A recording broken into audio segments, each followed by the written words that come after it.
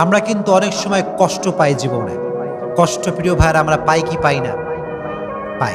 মনে করেন আমার আব্বা মরে গেছে ফর এক্সাম্পল, অথবা আপনার কোনো সম্পর্ক কারোর সাথে ছিল, বন্ধুত্বের সম্পর্ক হতে পারে, যে কোনো রিলেশনশিপ হতে পারে, কষ্ট আমরা পাই। তো অনেক সময় দেখা যায় যে আমরা এত বেশি কষ্ট পাই যে আমরা ভেঙে পড়ি, আমাদের কিছু করার থাকে না, কেউ যে মোটিভেট করবে এরকম কাউকে পাওয়া যায় না। এজন্য কষ্ট পেলে কি করণীয় আছে, কি করলে কষ্ট কমবে, আজকে আমরা এই বিষয়ে কথা বলবো। সকলে শুনবেন তো ইনশাআল্লাহ। কষ্ট দূর করতে আপনি সব সময় ইসলামিক ওয়েতে 5টা টিপস অ্যাপ্লাই করবেন। যদি বলেন কয়টা টিপস? আমি আপনাকে মোটিভেট করার জন্য বলছি, 5টা টিপস যদি কেউ কষ্ট পাওয়ার পরে অ্যাপ্লাই করে, আশা করা যায় তার জীবনে আর কোনো কষ্ট থাকবে না। সকলেই বলেন ইনশাআল্লাহ। 1 নাম্বার, যদি কখনো কোনো কষ্ট পান, এটা যে কোনোভাবেই হতে পারে।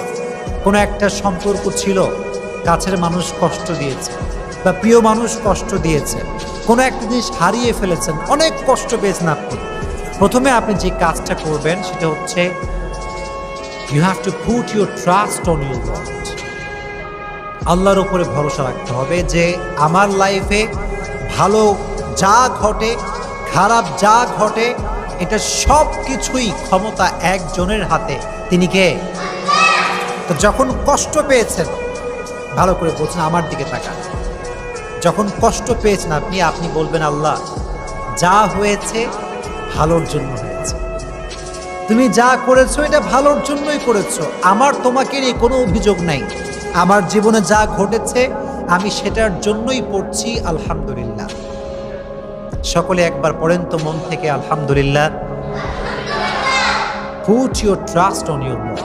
আল্লাহর উপরে বিশ্বাস করেন যে আল্লাহ আমার জীবনে যা তুমি ঘটাবা এটা নেওয়ার জন্য আমি প্রস্তুত, এটা আমি মন থেকে মেনে নিলাম। দেখবেন আপনার ভালো মন্দ সব কিছু যখন আপনি আল্লাহর উপরে ছেড়ে দিবেন যে আল্লাহ যা করেছে ভালোর জন্যই করেছে, দেখবেন যে আপনার যেই পেইন, আপনার যে কষ্ট, এটা অটোমেটিক্যালি হালকা হয়ে যায়। সুবহানাল্লাহ পড়েন। আল্লাহর উপরে বিশ্বাস সকলে রেখে চলবেন তো ইনশাআল্লাহ। 1 নাম্বার। 2 নাম্বার যে কাজটি কষ্ট পেলে করবেন সেটি হচ্ছে keep your self busy. Keep your self busy, নিজেকে ব্যস্ত রাখেন। কষ্ট পেয়ে গেছেন, আঘাত পেয়ে গেছেন, বউ ছেড়ে চলে গেছে, এটা রিলেশনশিপ ছিল, ব্রেকআপ হয়ে গেছে, যে কোনোভাবে আপনি কষ্ট পেয়েছেন, কিপ ইউর সেলফ বিজি, নিজেকে কাজে ব্যস্ত রাখেন। যে কোনো কাজ হতে পারে, এটা আপনার পছন্দের কাজ হতে পারে, যে কোনো কাজে হোক, খেলাধুলা হোক, বন্ধুর সঙ্গে আড্ডা হোক, যে কোনো কাজে just try to keep your self busy, নিজেকে ব্যস্ত রাখেন, দেখবেন কষ্ট হালকা হবে। আর যদি একা মন মরা হয়ে বিষণ্ণতায় ভোগেন, কেউ নাই, কেউ ভালোবাসে না, কেউ দেখে না, কেউ লাইক কমেন্ট করে না, কত কষ্ট জীবনে, যদি এই একা একা থাকেন দেখবেন এই পেইনটা আস্তে আস্তে আরো বাড়বে, এটা আরো ডাবল হবে। এজন্য try to keep your self busy, নিজেকে যে কোনো কাজে ব্যস্ত রাখবেন, পারা যাবে ইনশাআল্লাহ। 2 নাম্বার আমল, 2 নাম্বার টিপস। 3 নাম্বার যে আমলটি আপনি করবেন, যে টিপসটি অ্যাপ্লাই করবেন সেটি হচ্ছে বেশি বেশি ইবাদত করবেন। বেশি বেশি কি করবেন? ইবাদত করবেন। এটা হতে পারে কোরআন তেলাওয়াত।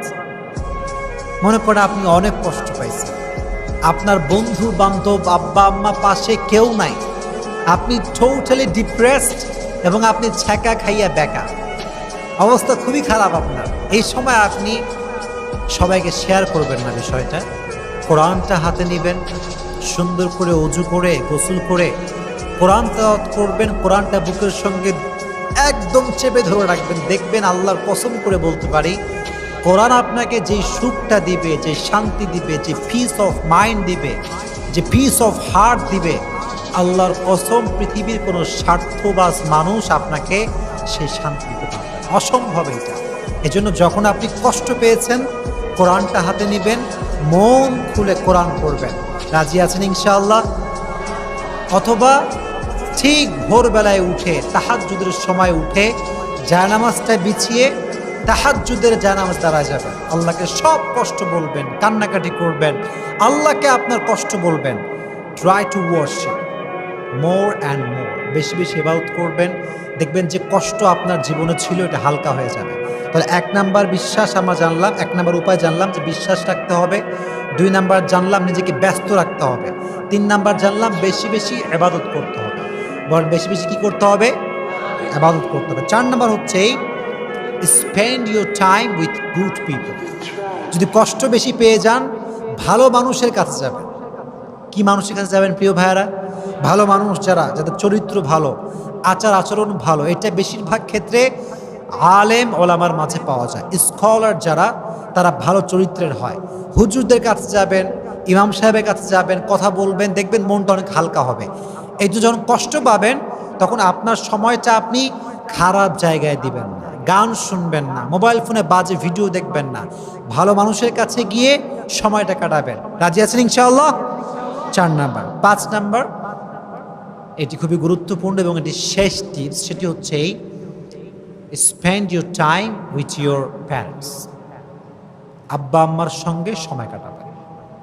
অনেকে দেখা যায় যে পৃথিবীর সবার সঙ্গে সে সময় কাটায়, কিন্তু আব্বা আম্মাকে একটা মুহূর্ত সময় দেয় না। এরকম লোক বাংলাদেশে আছে না নাই?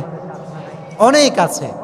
মনে করে যে আমার বন্ধু আপন, অমুক আপন, তমুক আপন। বিশ্বাস করেন, বিপদে পড়লে আব্বা আম্মার চাইতে আপন পৃথিবীতে আর কাউকে পাওয়া যায় না। কথা বলেন ঠিক কিনা? আব্বা আম্মা সবচেয়ে বেশি আপন। এই জন্য কষ্ট পেলে আব্বা আম্মার সঙ্গে শেয়ার করবেন, আব্বা আম্মাকে বলবেন, আব্বা আম্মার সঙ্গে আপনার টাইমটা স্পেন্ড করবেন, দেখবেন আপনার কষ্ট হালকা হয়ে যাবে। তাহলে আমরা উপায় জানলাম 5টা। জোরে বলেন কয়টা? 5টা। আচ্ছা, আমরা রিপিট করি। এদিকে সবাই এদিকে রিপিট করি। আমাকে একজন মুখস্থ শোনাবেন, পারবেন তো ইনশাআল্লাহ? দেখি কে মুখস্থ শোনাতে পারে। 1 নাম্বার আমি বলে দিচ্ছি। 1 নাম্বার, বিশ্বাস এবং ভরসা করবেন একজনকে। তিনি কে?